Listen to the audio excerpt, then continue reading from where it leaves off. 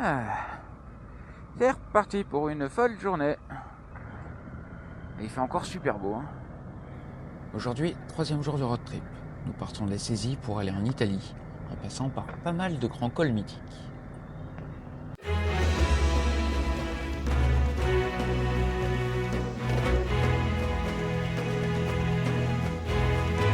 Bonjour.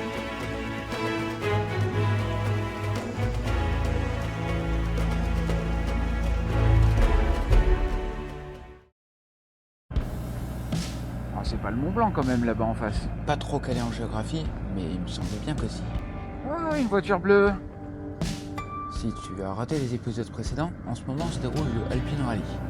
Et la plupart sont bleus, ce qui nous a beaucoup amusé tout le long du road trip.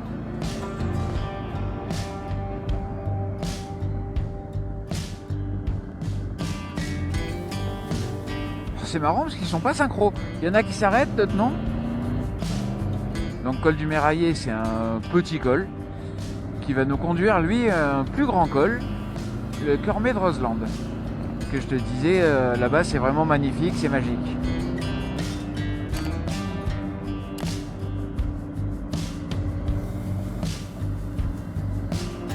Le mec en vélo, il a plus de bagages que nous, lui.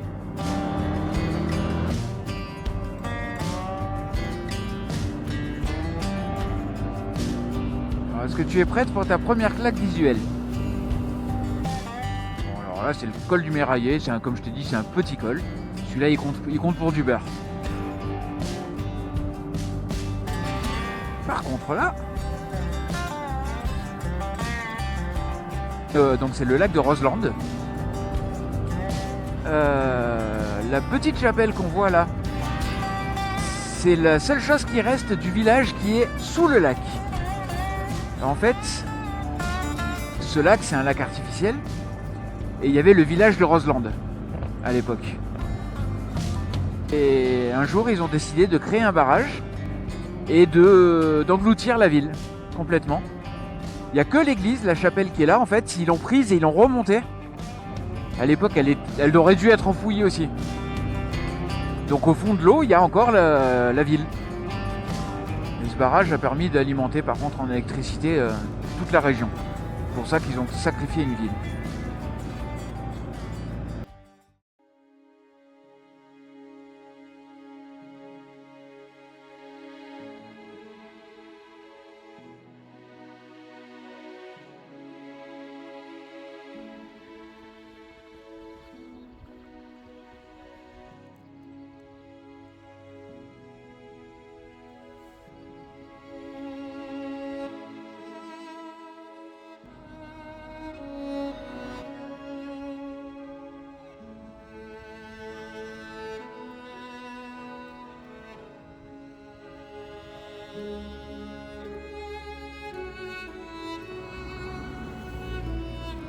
En avant.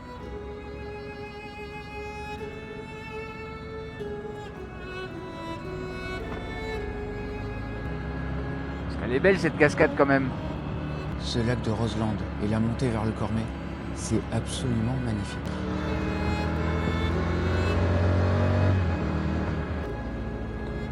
Profite de la vue.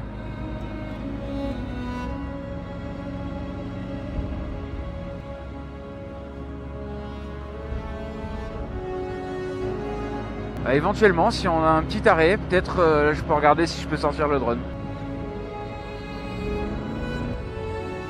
Hop là, tout terrain.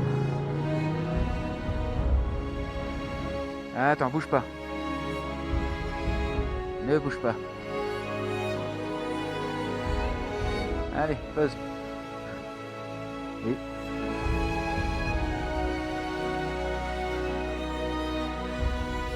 Voilà.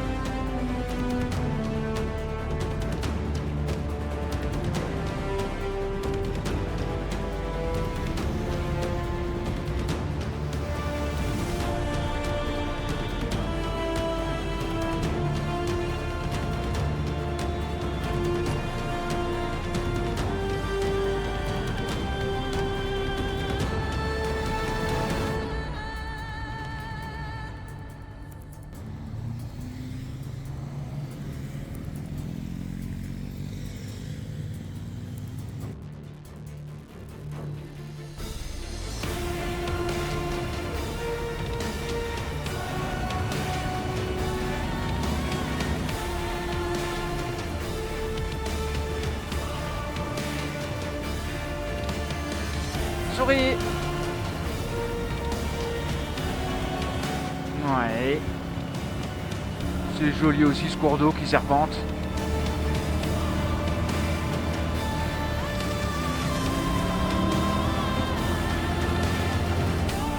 Et voilà, l'armée de Roseland.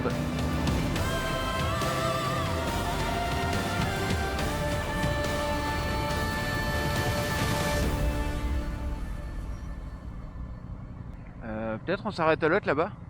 Il y aura peut-être une vue différente. Ou pas. Bon, il n'y a pas de vue particulière, mais bon.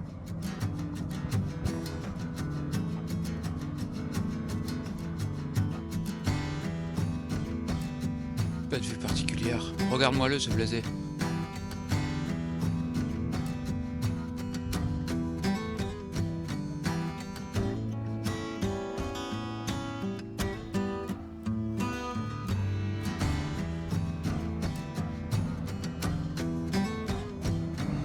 Tu vas devenir la reine des graviers.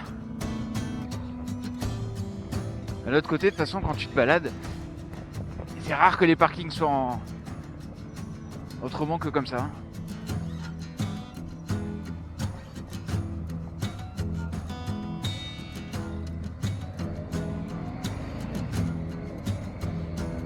J'ai l'impression des fois que les petits oiseaux, ils sont suicidaires.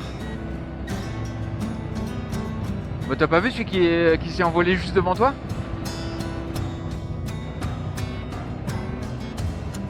Ou alors c'est un jeu. C'est celui qui doit passer le plus près sans se faire attraper.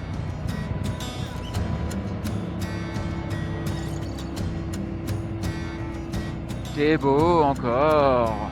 Si tu n'as pas été rassasié de mes c'est joli les épisodes précédents, voilà maintenant, mais c'est beau. C'est beau cette vallée.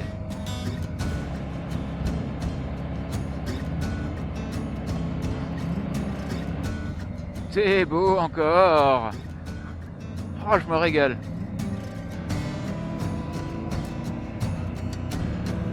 Allez, petit cœur, c'est le moment de la mise en pratique de ce que tu as appris hier. Enfin, ce que tu as appris, ce que tu as travaillé hier.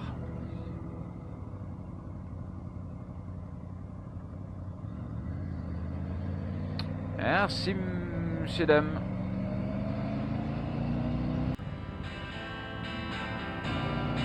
Oh, il y en a quelques-unes, moins qu'avant. Ouais, de toute façon, je te l'avais dit, hein, la route des Grandes Alpes, alors quand tu fais le tracé officiel, ils estiment à 12 000 virages.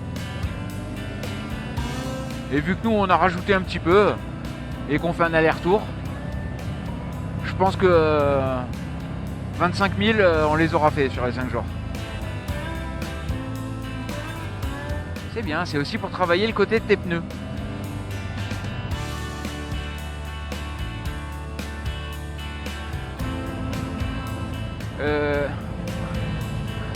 Sinon, je suis pas sûr. Mais je crois que je t'ai pas dit que j'aimais bien les routes qui longeaient les cours d'eau. Si, tous les jours? Ah bon, d'accord. Bah ouais, mais c'est beau. C'est beau et la route est généralement chouette parce qu'elle tourne comme l'eau. Il y avait un petit cœur, bravo.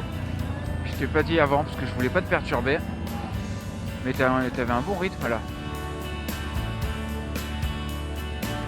Bah ouais. Non, dès qu'on est sorti des épingles, une route où t'aurais roulé normalement 10 km/h de moins, là t'étais bien comme ça. Et t'as moins touché au frein aussi. Allez, petit cœur, passe devant.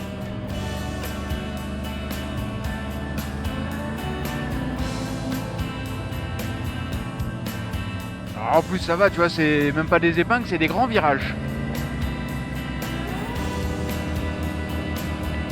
Quand tu auras une petite ligne droite, tu laisseras passer derrière. Notre rythme est meilleur, mais certains motards arrivent sur nous un peu plus fort. Je préfère donc les laisser passer.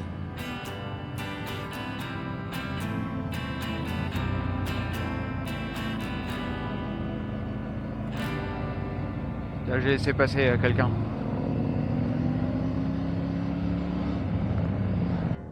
Nous arrivons à la station La Rosière. Ah bah alors ici ça fait encore plus ville déserte. Hein. Oh là là.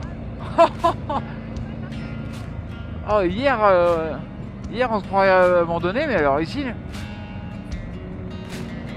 Ah, ici, c'est un peu plus vivant. 2-3 restos, des voitures, des motos. Un petit Saint-Bernard.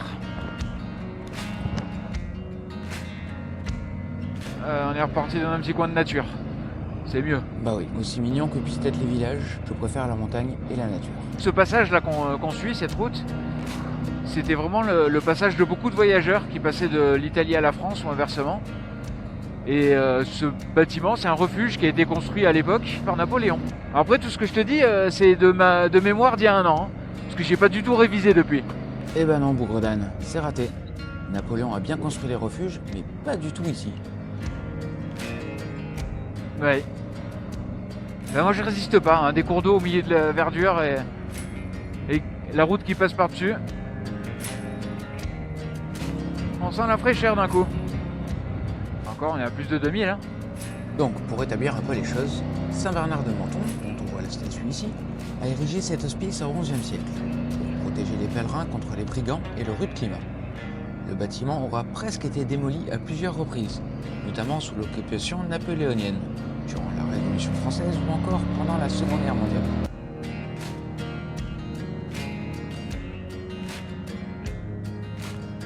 Voilà, là c'est bien là. Sinon en face.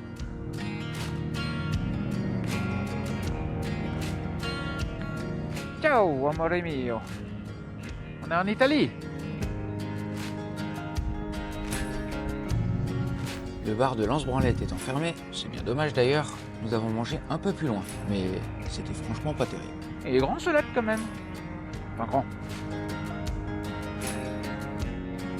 Pas très bleu, ouais. Oh bah lui il est pas arrivé. Et lui non plus.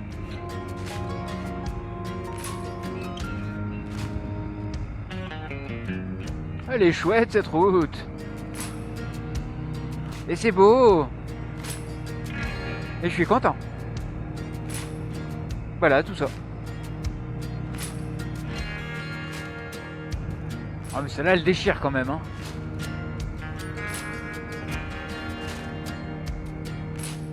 Bon alors lui, il faudrait qu'il apprenne à prendre ses virages, en restant dans sa voie. Mais vraiment, je veux dire.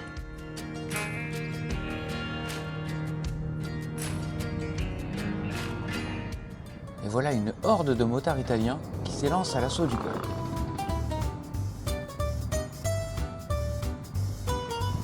Nous tournons avant d'en voir la fin, mais c'est une file discontinue de motos qui arrive.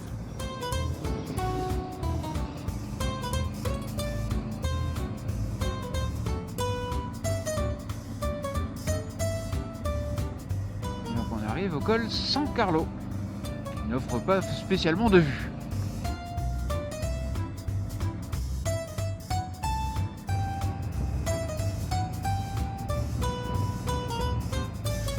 Quand même quoi? Ouais.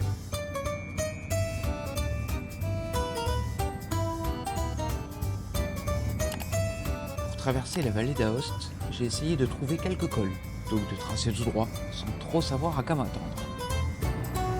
Et il fait 8000 degrés ici. Pourtant on est encore à 1000 mètres d'altitude. Hein.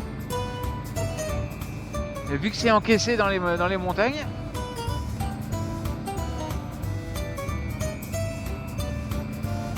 Bah c'est mignon par ici.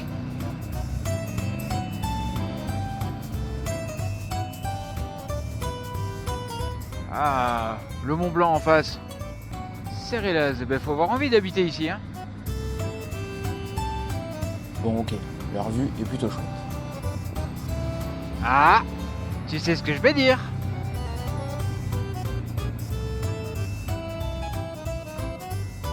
Ouais bah, je suis un peu déçu, on la voit pas bien. Ouais, je suis pas satisfait. Bon, elle est sympa cette petite route quand même.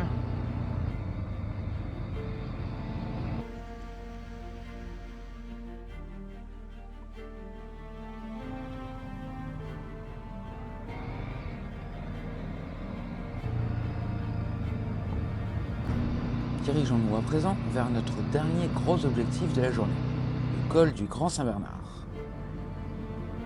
Désolé les amis, hein. Nous on peut pas.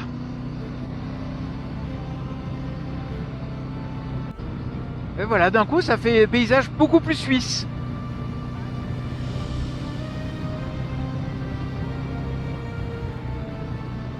Et qu'est-ce que c'est beau!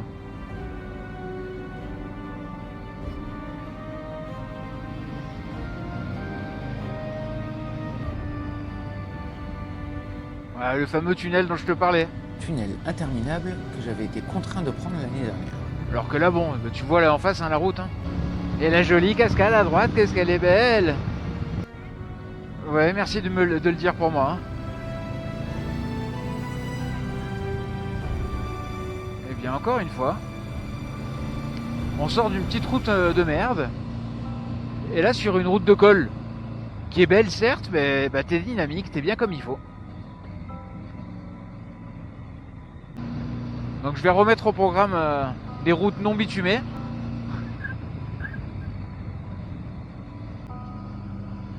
Tu vois qu'on y a la neige. Il est trop bien ce col.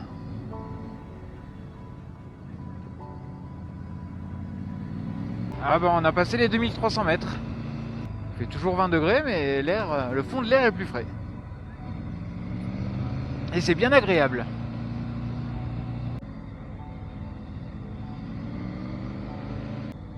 Alors là, si tu veux, tu peux faire un petit arrêt à droite, rapide.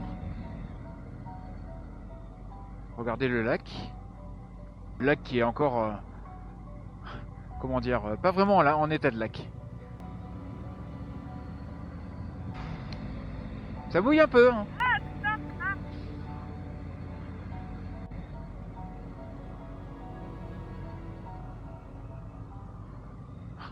Il y en a qui font du ski sur le lac.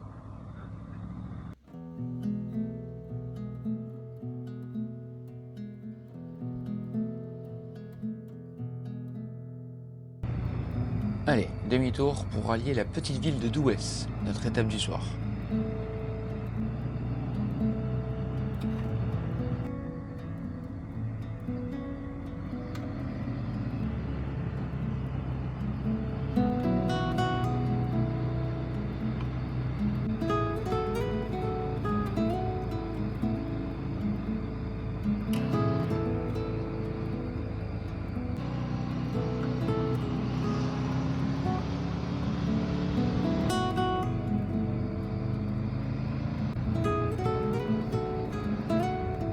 On arrive à Douès. Douès, c'est le petit village où on va dormir ce soir. C'est vraiment tout petit, hein, y a rien. À part un super hôtel. L'hôtel, il est là à gauche. Et là, on suit le camion. Avant de finir la journée, je veux absolument emmener Marie au refuge que m'avait indiqué l'année passée le patron de l'hôtel. Tu vas voir, c'est fabuleux. Là, il y a 10 km à faire. Donc on est, on est quasiment arrivé. C'est juste là-haut, derrière la butte.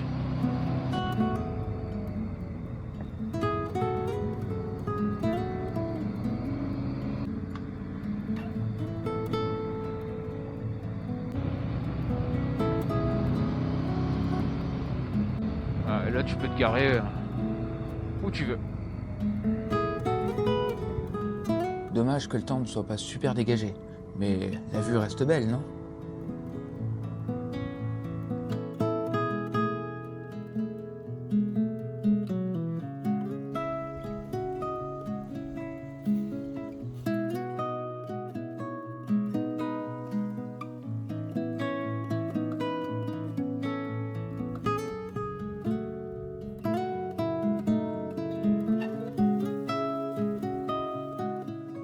Allez, dernière ligne droite.